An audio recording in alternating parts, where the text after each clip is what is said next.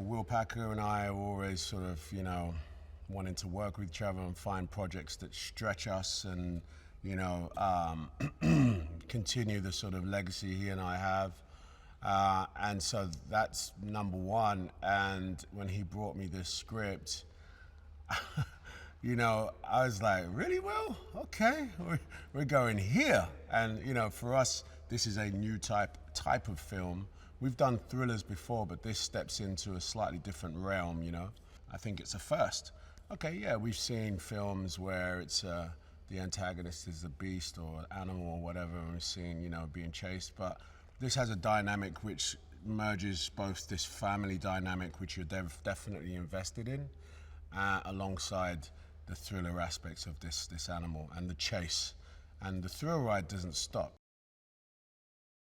This story is kind of like a story about a family, They're a grieving family led by Dad, Nate, and his two daughters. And, they're both teenage daughters. They're grieving because their mother, his late wife, passed. And I think their relationship has been strained, the family, the remaining family, the relationship's been strained. So, they take this trip to Africa where Mom was from, the village that she was from, and Dad thinks it's a great idea to sell her, like, hey, let's go back to where Mom's from, let's perhaps rekindle while we're there. If you haven't been to Africa, this is a great film for you to see because you'll see how, like, they call it God's country, South Africa, they call it God's country, and you see why. So we find ourselves in this beautiful landscape, going back to the village where she comes from. And when they get there, basically, that village has all but, emptied. There's no one there. Something's gone wrong. What we examine next is, survival. This animal in this small radius of the village, just outside the village, this is the animal's territory. This lion, that's his territory. And it's his territory because he's rogue. He doesn't want anyone else coming in there.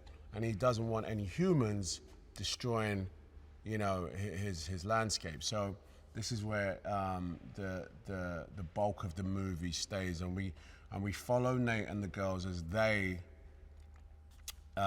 try to survive. Okay, so what you learn is that there is a rogue lion, and this isn't just any lion. This lion happens to be a very large one. When this thing hits the car, you feel the car move. Now, your average lion, yeah, but not this lion. This lion's huge. It's like it's another car hitting another car, basically. And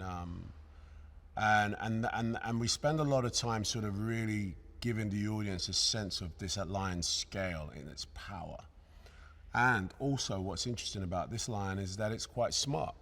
It's thinking, it's calculated, and it's, in its nature, it's a predator, but this particular lion is kind of, I'm gonna go for these people.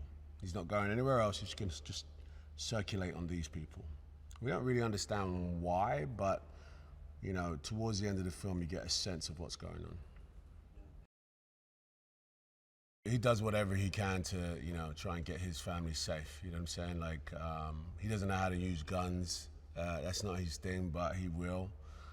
He's not a fighter, but he'll try and, fight for his kids. So I think in this movie, he really is stretched to, to save his kid's life.